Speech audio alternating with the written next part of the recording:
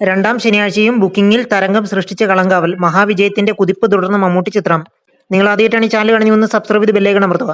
മമ്മൂട്ടി നായകനായി വിനായകൻ എന്നിവരെ കേന്ദ്ര കഥാപാത്രങ്ങളാക്കി ജിതിൻ കെ ജോസ് സംവിധാനം ചെയ്ത് നിർവഹിച്ച കളങ്കാവൽ രണ്ടാം വാരത്തിലും തകർപ്പൻ വിജയം തുടരുന്നു. ചിത്രം റിലീസ് ചെയ്ത രണ്ടാമത്തെ ശനിയാഴ്ചയും ഗംഭീര ബുക്കിംഗാണ് ചിത്രത്തിന് കേരളത്തിലുടനീളം ലഭിച്ചത്.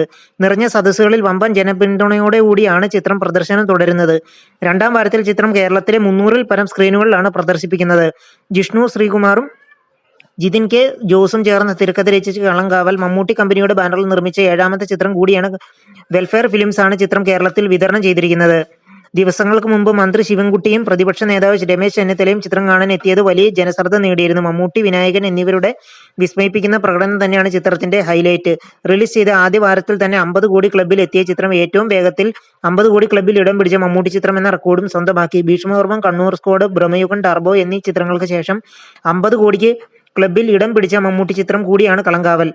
കുപ്രസിദ്ധമായ സൈനൈഡ് മോഹൻ കേസിൽ നിന്ന് പ്രചോദനം ഉൾക്കൊണ്ട് ഒരുക്കിയ ചിത്രം ആഗോളതലത്തിലും ബ്ലോക്ക് ബസ്റ്റർ വിജയം തുടരുകയാണ്. ഗൾഫിലും തകർപ്പൻ പ്രകടനം നടത്തുന്ന ചിത്രത്തിന്റെ ഓവർസീസ് ഡിസ്ട്രിബ്യൂഷൻ നടത്തിയത് ട്രൂത്ത് ഗ്ലോബൽ ഫിലിംസ് ആണ്. ദുൽഖർ സൽമാൻ നായകനായി എത്തിയ സൂപ്പർ ഹിറ്റ് ചിത്രം കുറിപ്പിന്റെ കഥ ഒരുക്കിയ ശ്രദ്ധ നേടിയ ജിതിൻ കെ ജോസ് ആദ്യമായി സംവിധാനം ചെയ്ത ചിത്രമാണ് കളങ്കാവൽ. ഇതിനോടകം 67 കോടിക്ക് മുകളിൽ ആഗോള ഗ്രോസ് നേടിയ ചിത്രം റെസ്റ്റ് ഓഫ് ഇന്ത്യൻ മാർക്കറ്റിൽ മികച്ച പ്രതികരണം നേടുന്നുണ്ട്. ലോകം ഉൾപ്പെടെയുള്ള മലയാള ചിത്രങ്ങൾക്ക് തമിഴ്നാട്ടിൽ എത്തിച്ച ഫ്യൂച്ചർ റണ്ണപ്പ് ഫിലിംസ് ആണ് ചിത്രം തമിഴ്നാട് വിതരണം ചെയ്തത്.